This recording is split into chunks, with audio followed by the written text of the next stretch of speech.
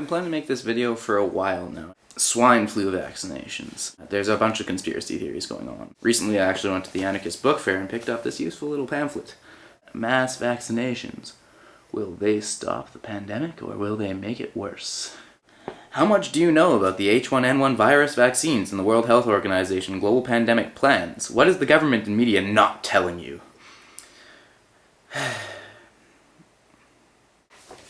Probably most relevant, though, is number 4. And this is, you can't really read, no, sort of. Like virtually all vaccines, the H1N1 flu vaccine will likely contain some of the following ingredients. Thimerosal, mercury, polysorbate 80, Triton X100, detergent, aluminum, phenoxyethanol, antifreeze, formaldehyde, antibiotics. Oh no, antibiotics. How could we possibly have a vaccine with antibiotics in it?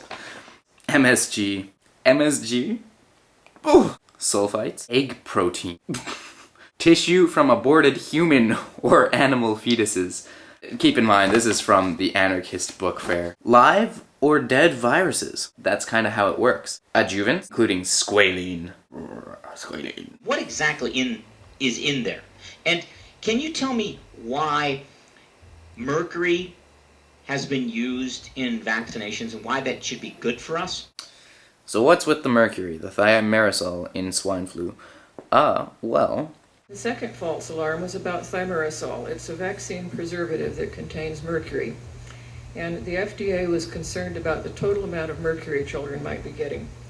We knew methylmercury could cause mercury poisoning. This is a methylmercury group. But thimerosal doesn't contain methylmercury, it contains ethylmercury. This is an ethylmercury group, which is excreted faster and it's much safer. There was a study in 1929 where adults were given the equivalent of 20,000 times the amount of thimerosal children could possibly get from all their vaccines. And none of them developed any symptoms of mercury poisoning. Thimerosal is still recommended as a preservative by the World Health Organization, and it's still used in other countries. Pediatrician Neil Halsey was almost single-handedly responsible for getting thimerosal banned in the U.S. He wasn't even thinking about autism.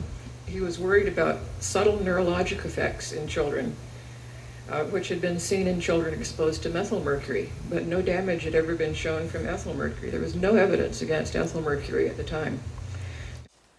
Kind of makes you wonder why this is still being propagated throughout the media. What kind of disappoints me the most, though, is Gear Up's video, because Gear Up actually was given a list of ingredients in swine flu. Exactly inside the shot, and this is what they gave me.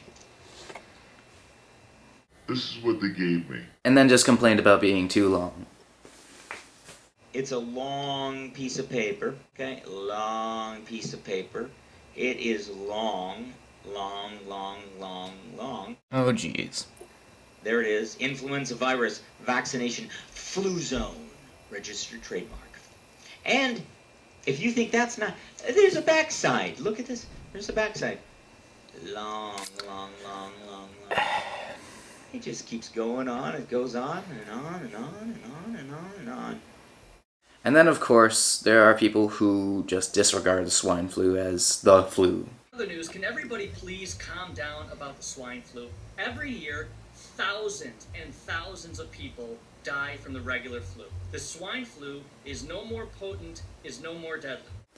The danger, which they seem to overlook, despite professing some sort of knowledge on evolutionary biology. When I was an undergrad, I studied biology and I understood it just as much as you. In fact, I have linked over in the sidebar an article on why evolution matters. I wrote it.